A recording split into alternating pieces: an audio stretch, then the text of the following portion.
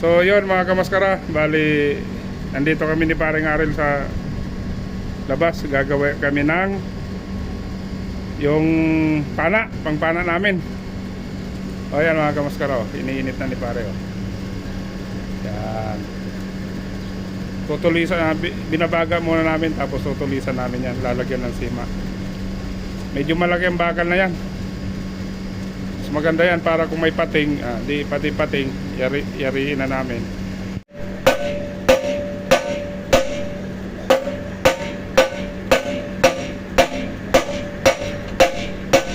Nababaga.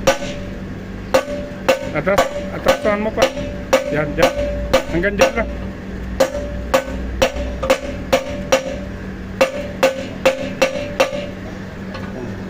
Matigas ang tulad ko.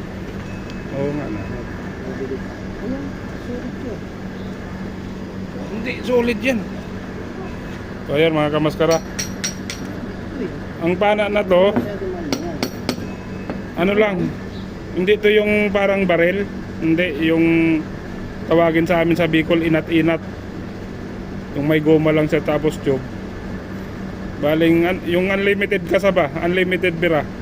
Hindi to yung kinakasapa, yung parang baril, hindi. Ganun lang gagawin namin.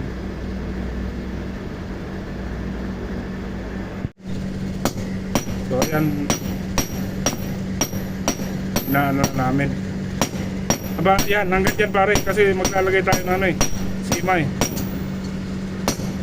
Yung mga unang pangpana kasi namin, walang sima. Yon, ito lalagyan namin ng sima.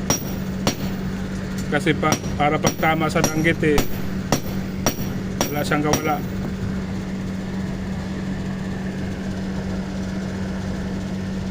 Ito ang gamit namin, torch.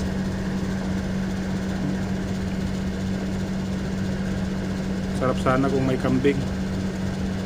Saglit lang dito.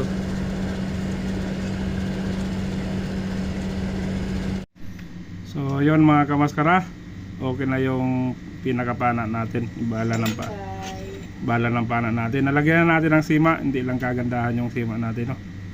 Kasi hindi man tayo talaga mga danggit-danggit lang naman bibirahan natin doon. So yun, yung proseso lang nito. Yan, lalagyan lang namin ng goma to. Ito, tatali yung goma doon dito. Tapos yung kabilang dulo na may tali dito para pagbatak ito ang tatalsik ba. Yan. So ayun, yung pang ano lang, pang bata na pana ba, dahil alimasag naman tsaka danggit lang naman na dali namin pusit. So hindi naman tayo sumisisid sa malalim. Ayun mga kamaskara,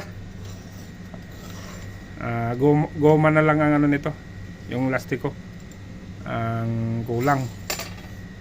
Yan.